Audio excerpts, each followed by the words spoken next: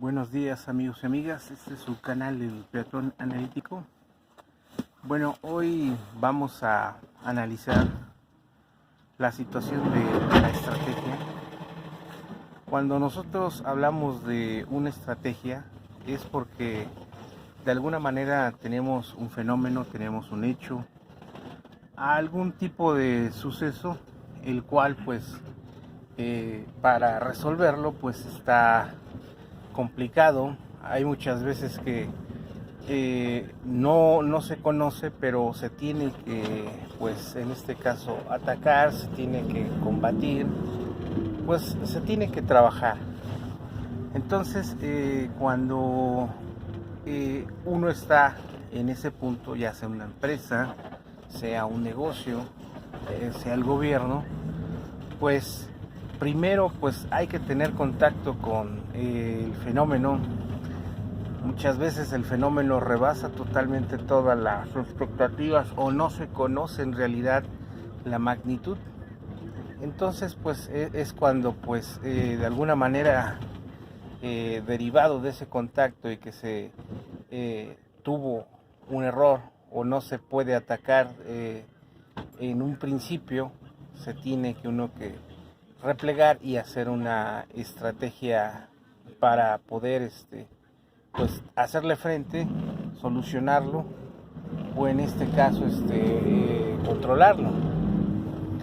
Acuérdense que, bueno, les voy a poner un ejemplo. Acuérdense que cuando hubo un derrame petrolero muy grande, hace, pues ya van como unos 10 años, 8, un poquito más, en Nueva Orleans, pues en un principio la estrategia era pues contener la fuga del crudo, pero era en aguas profundas donde la tecnología pues es muy importante, y para poder cerrarlo y para poderle sellar tardaron meses. ¿Por qué? Porque no se contaba con un precedente y con la tecnología exacta para sellar ese yacimiento petrolero, y hubo un derrame muy fuerte en el Golfo de México, una contaminación impresionante. Entonces este es un ejemplo de que de alguna manera se quiere combatir, se quiere solucionar una situación, pero sale fuera de las manos en este caso estamos hablando de una empresa, ¿no? Y los daños son ecológicos, fueron catastróficos y económicos, y llevó a la quiebra a una empresa. ¿Por qué? Porque financieramente y el desprestigio fue muy grande. Todo esto por no prever los riesgos. Ahora nos vamos a trasladar a la situación que vivimos la semana pasada allá en Culiacán, allá en Sinaloa, en donde realmente no hay que verlo como un fracaso, sino que es real la magnitud. Desde hace muchas décadas tenemos que empezar con la historia. Ya saben que en este canal vemos las cosas retro.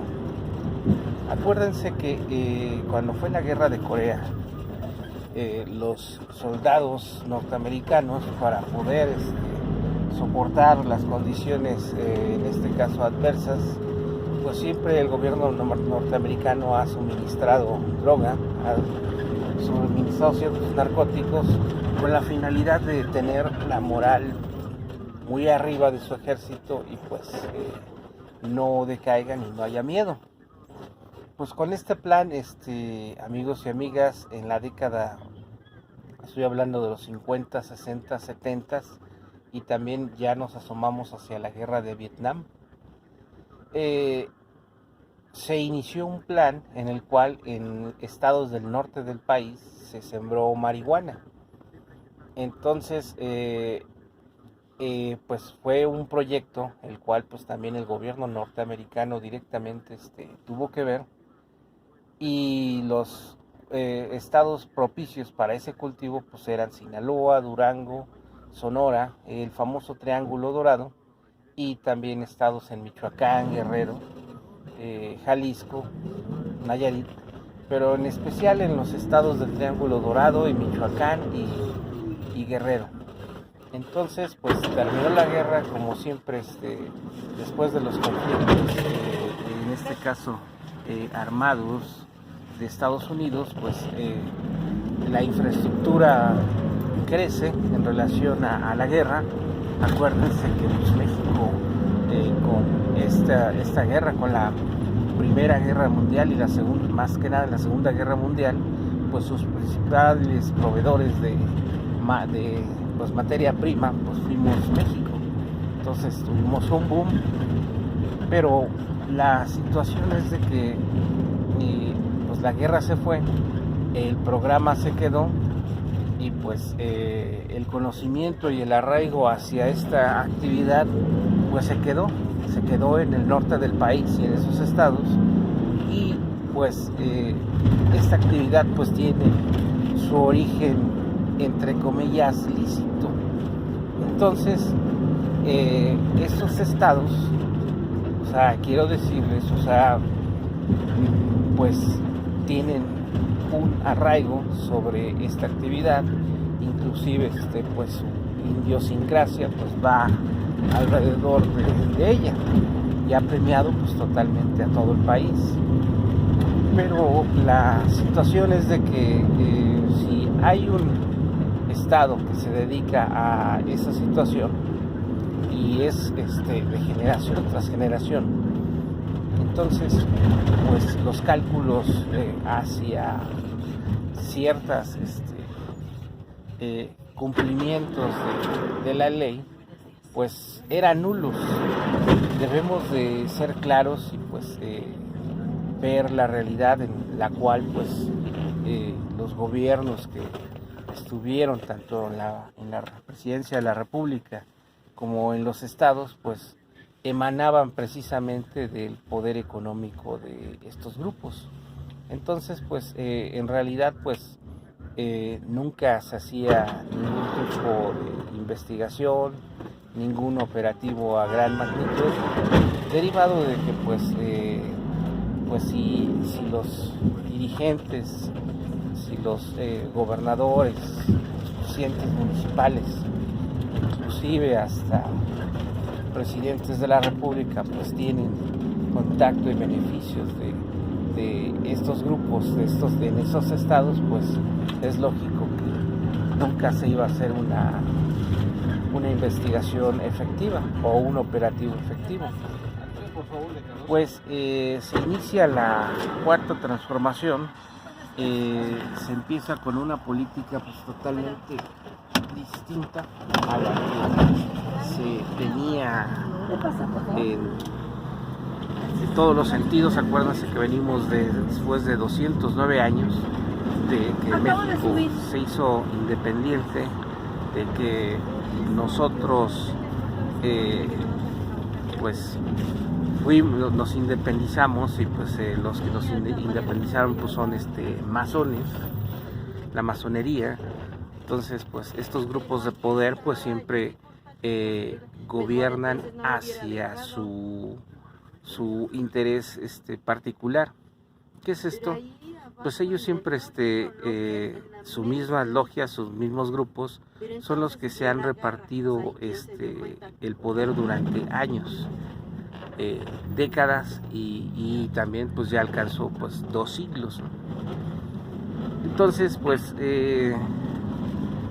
eso sí pues no se sabe, o sea, realmente pues si ya el gobierno federal, ya con el gobierno del presidente Andrés Manuel López Obrador, pues no vieron la magnitud de pues ejecutar una orden de aprehensión con fines de extradición de esa magnitud.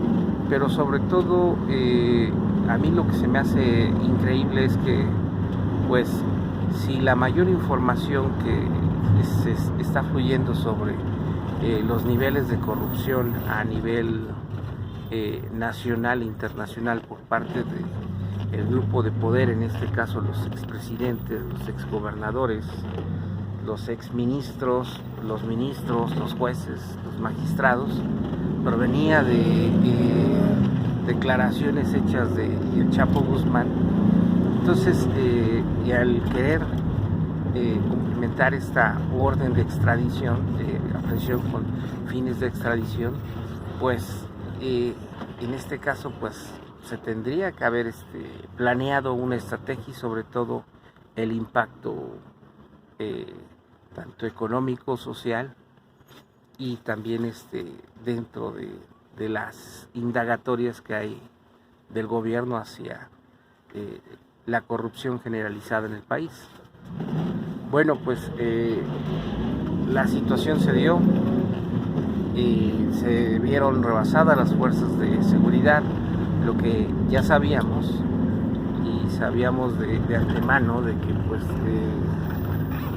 el área de la seguridad a nivel nacional, pues a pesar de que las fuerzas federales tienen presencia en todo el país, se mimetizan de acuerdo a la problemática criminológica de los estados, y pues pasa lo que siempre ha pasado, ¿no? Pues optar por no cumplimentar órdenes de aprehensión, no investigar, no hacer efectivas pues las políticas a nivel central. ¿Por qué? Porque siempre se ha sabido de que la fuerza de los grupos delictivos pues es mayor a la del gobierno. Ese es un secreto a voces y no nada más es de años, sino es de décadas, en donde pues se sabe que pues hacer una operación en contra de estos grupos criminales se necesitaría no nada más las fuerzas locales que se encuentran destacamentadas en cada estado y que están pues de alguna manera divididas entre batallones, zonas militares, regiones militares, incluyendo las navales. Entonces yo pienso que y también pues hablamos también de los destacamentos de las policías federales. Entonces ¿cómo es posible que pues todavía querramos combatir en este caso la corrupción, que es sinónimo de delincuencia, es sinónimo de todos los problemas que vive el país, con el mismo número de fuerzas de seguridad, en este caso llámese militares, llámese la Policía Federal, llámese las estatales, municipales? Entonces, si la magnitud del problema es mayor, lo lógico es que pues tuviéramos un ejército, unas fuerzas armadas, fuerzas de seguridad, pues de acorde a el nivel criminológico y criminalístico de nuestro país, ¿no?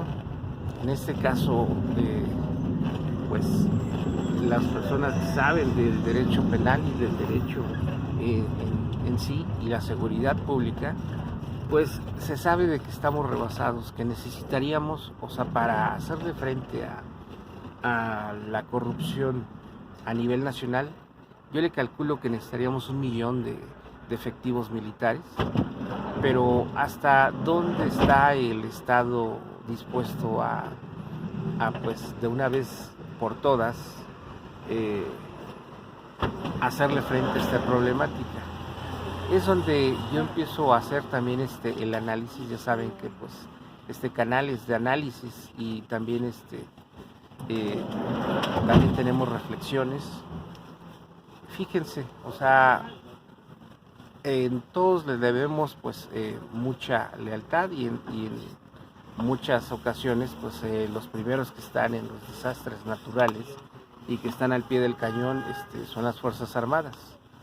Pero fíjense que hay una cuestión que pues yo pienso que si queremos combatir la corrupción, el nepotismo y los males de este país, pues tenemos que en primera incrementar el número de efectivos militares y de seguridad a 1 millón.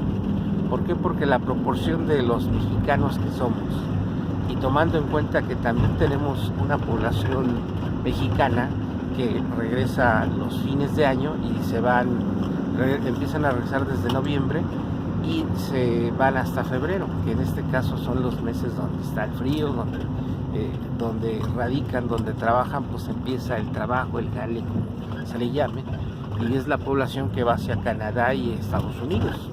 Entonces, pues son ni más ni menos que 38 millones de mexicanos, y más los 130 millones de mexicanos, 160, como para que tengamos unas fuerzas de seguridad de máximo entre todas las corporaciones, incluyendo las Fuerzas Armadas, Fuerzas Policíacas de Seguridad.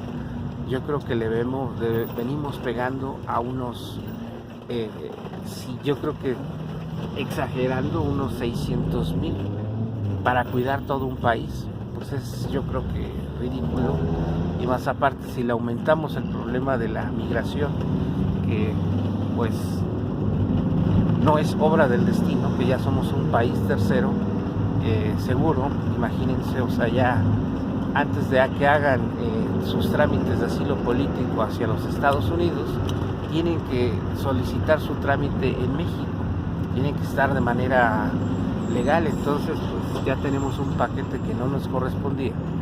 Entonces pues parte de esas fuerzas de seguridad también se tienen que destinar a una frontera sur. Quiero decirles que es la más porosa de Latinoamérica y en donde pasan más contrabando y más cuestiones ilegales en todo el mundo. Y más aparte tenemos que cuidar el centro, el norte. Entonces imagínense si hay países que no son tan grandes y pues tienen unas fuerzas armadas regulares de 1 millón. Pues yo siento, teniendo la frontera más importante del planeta y en donde también se dan más ilícitos y más intercambios ilegales de sustancias, pues ya debemos de empezar a pensar en 1 millón de efectivos militares para cuidar si hacemos la cuenta, 130 millones de mexicanos más los 38 migrantes población migrante que regresa a México. Estamos hablando de 168 millones de mexicanos, y yo creo que me iría un poco medio laxo, pero mínimo necesitaríamos tener 1 millón de efectivos militares, y también de las fuerzas de seguridad pues también otro tanto. ¿Para qué? Pues para contener esta situación. Entonces la cuestión de la corrupción, del nepotismo, tráfico de influencias, pues se ha dado pues desde la fundación de México, precisamente porque no tenemos los suficientes efectivos para hacer cumplir la ley. Y más aparte, si le sumamos a los grupos de poder que fundaron México y que realmente son los que se han apoderado de toda la infraestructura, tanto económica, social, cultural, tecnológica, política, religiosa, educativa, artesanal, deportiva, en pocas palabras de todo. Entonces, imagínense en qué problema, en qué lío estamos. Y pues si queremos realmente hacer esta cuarta transformación, y sobre todo quiero decirles que estamos apenas independizándonos, porque nos pudimos haber independizado, pero de manera, en este caso pues nuestros héroes patrios masones, que eso no nos los dicen ni en la primaria, ni en la secundaria, ni en la preparatoria, ni en la universidad, ni en los estudios de posgrado, que existe un grupo que se llaman los masones, que concentran todo el poder, no nada más a nivel nacional, sino a nivel internacional, y que estos grupos de poder no reconocen la bandera, no reconocen al territorio mexicano, no reconocen al país, y que pues lo único que reconocen son sus logias, sus grupos de poder, y son las personas que nos han gobernado durante 209 años. Entonces pues ya nos explicamos por qué decisiones de presidentes siempre han sido en contra del pueblo de México, y pues hemos perdido, somos el único país del mundo en la era moderna, posmoderna, que hemos perdido el 60% de nuestro territorio, y pues no ha pasado nada. Pues no ha pasado nada porque siempre nuestros presidentes, dirigentes, gobernadores, presidentes municipales, diputados, senadores, de la clase empresarial, pues son masones, y ellos pues con que tengan el poder y que las gentes de sus logias, de sus grupos, accedan y ellos mantengan durante décadas, siglos el poder, pues no les interesa, la población de México no les interesa en el territorio. Entonces, hoy en día pues no nos debe tampoco ya de interesar lo que ellos piensen, lo que todavía andan pensando de que, bueno, no andan pensando, sino que fíjense cómo son las cosas.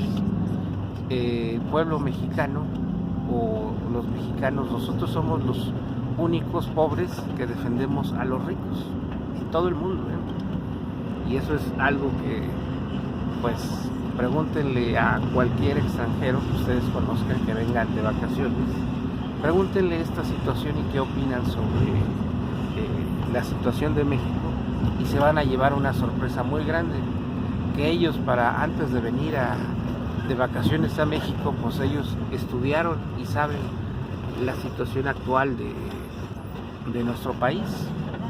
Entonces, pues imagínense esta situación, que los extranjeros y gran parte del mundo saben mejor nuestra historia, saben nuestras debilidades y saben cómo habíamos sido gobernados que nosotros mismos. Y pues de alguna manera yo soy de esos, también me incluyo en la lista.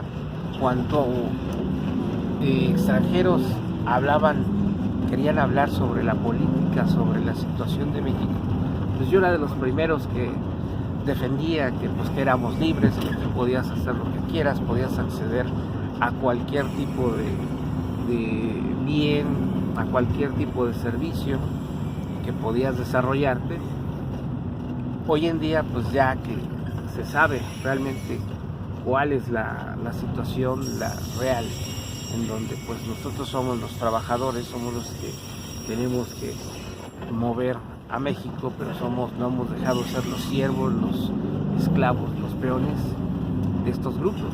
Nos pagan lo que quieren, inclusive nos dan las prestaciones que quieren. Ahora sí que pues la muestra está en los afores. Yo les invito a ustedes, amigos y amigas, a que vayan y pregunten, por lo menos en su área de recursos humanos o en el banco donde saben que está su afore, y pregunten sobre la situación de sus ahorros, y se van a dar cuenta que hay una serie de trabas y que ese dinero ni siquiera, como sabes, tiene acceso uno a tener algún tipo de beneficio, y que le dicen a uno, no, pues puedes acceder a este dinero cuando te jubiles, cuando tengas esa edad. Y por si no han visto, hoy hay un conflicto muy fuerte en Chile, precisamente porque las personas que llegaron a la edad de jubilación y que ya están pensionados por medio de ese sistema de Afore, que lo copiamos, fíjense lo que son las cosas, copiamos todos los sistemas de todo el mundo, y pues hubiéramos copiado los sistemas que son exitosos.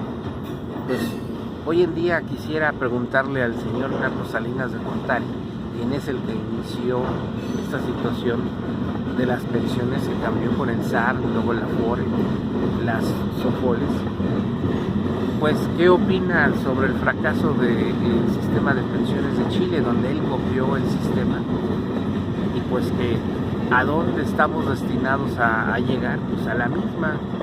Pero aquí la cosa es de que si no corregimos, si no decimos cuál es la situación real, pues vamos a tener otro problema más de los que tenemos. Y también fíjense que hablando de ese tipo de problemas, hablando de ese tipo de cuestiones, ahora resulta también que el famoso tratado de Bucareli dicen que no existió.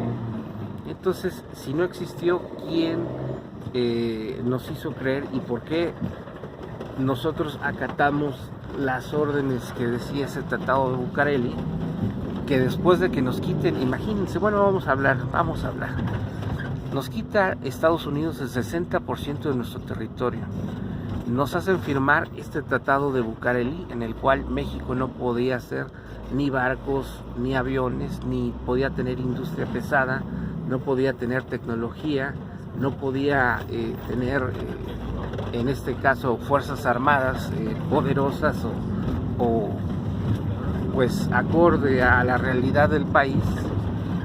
Y ahora imagínense, después de más de 100 años de que nos quitaron el territorio y de que totalmente todas las decisiones de todo un país se supeditaban a las decisiones de Estados Unidos, ahora resulta que niegan ese tratado.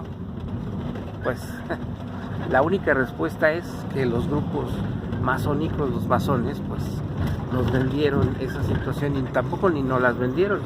¿Por qué? Porque no es una cuestión pública. Yo los invito a que en las redes sociales busquen el tratado de Bucareli, inclusive hasta hay portadas, y pues se siguió religiosamente al pie de la letra. Imagínense, pues después de que nos quitan, como mencionamos de nuevo, parezco taravilla, el 60% del territorio, nos condenan a que no podemos nosotros tener nuestra tecnología, y todo esto, ¿saben por qué? Porque tenían miedo de que los mexicanos recuperáramos ese 60% del territorio. Pues háganme el favor. Y ahora que realmente los Estados Unidos están en peligro y que ahorita se arrepienten de tener como vecino a México, un país que militarmente pues es irrisorio, y que pues si viene alguna invasión hacia Estados Unidos, ¿por qué frontera piensan que va a entrar y por dónde van a entrar? Pues lotería, van a entrar por México. Entonces pues tenemos pues un país donde pues no tenemos un ejército que nos pueda defender, que ahorita pues para combatir a la corrupción, al nepotismo y al crimen organizado, que realmente pues esa palabra del crimen organizado pues nos las vendieron muy bonito entre Vicente Fox, Ernesto Zedillo, Carlos Salinas de Gortari, Felipe Calderón, Enrique Peña Nieto, y pues el crimen organizado eran ellos. Ellos comandaban el crimen organizado, ellos trabajaban con ellos, ellos pactaban. ¿Puedo molestar, por favor? Entonces, imagínense, pues estábamos viviendo un mundo bizarro, y ahorita para componer esta situación... ¿Se cobra de situación, Canossas en la base, por favor? pues teníamos que pues ajustar. Imagínense, después de 209 años, después de tener un tratado de Bucareli, y después de darnos cuenta de que las condiciones donde nos quitaron el 60% del territorio, pues fue un pacto más de los masones. Pues imagínense, ahora ustedes creen que una selección nacional, un equipo olímpico va a ir a competir con las demás potencias con la seguridad. Pues no, porque pues a final de cuentas nos ocultaron nuestra historia, nuestra verdad. Pero ahorita de lo que se trata es de precisamente que el pueblo de México conozca estos detalles, y a final de cuentas, como decía un académico, no, pues es que ¿qué vas a remediar? No, por lo menos saber de dónde venimos, saber qué es lo que tenemos que hacer. Y si países como Japón, que recibieron 2 impactos de 2 bombas atómicas, se recuperaron y se volvieron potencia mundial, entonces pues imagínense que no podamos nosotros pues volver a ser nuestro país. ¿Por qué? Porque quiero decirles que así como lo ven, a pesar tenemos industria, el país camina, pero los dueños de esa industria son extranjeros, son masones, son nuestros flamantes gobernantes que han tenido décadas. Y lo peor de todo es de que el dinero que se robaron de 200 años atrás, 209 años, ni siquiera lo tienen invertido en México, lo tienen en el extranjero. Imagínense, fue motor de progreso para otros países, y nosotros Y quiero decirles que la deuda externa e interna que han contraído el gobierno mexicano, el país, durante esos 209 años no se ha pagado. Todavía lo debemos y estamos pagando intereses sobre nuestros presupuestos. Y súmenle la deuda interna. Entonces, pues, realmente por eso los recursos, pues, no fluyen. Por eso, pues, estamos en una espiral en donde, pues, no teníamos remedio, ¿no? Eso nos hicieron creer con CFE, con Pemex, y que, pues, de alguna manera, pues, que es inviable, ¿no? Pero, pues, imagínense de qué vamos a vivir si tenemos petróleo. Ahora sí que es ilógico. Si es como si ustedes tuvieran árboles de manzanas, tuvieran árboles frutales, y saldrían ustedes, después de tener los árboles frutales, a comprar al mercado esas mismas frutas. Pues es lo que estamos haciendo con el petróleo.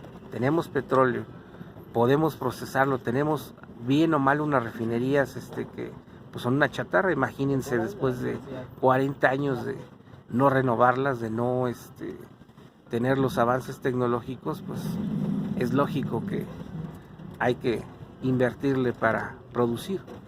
Entonces, pues es ilógico. Imagínense, tenemos la materia prima, lo tenemos en el subsuelo y lo tenemos que comprar hasta procesado. Pues es una tontería, ¿no? Una tontería que viene de Yale, de Harvard, de las universidades pues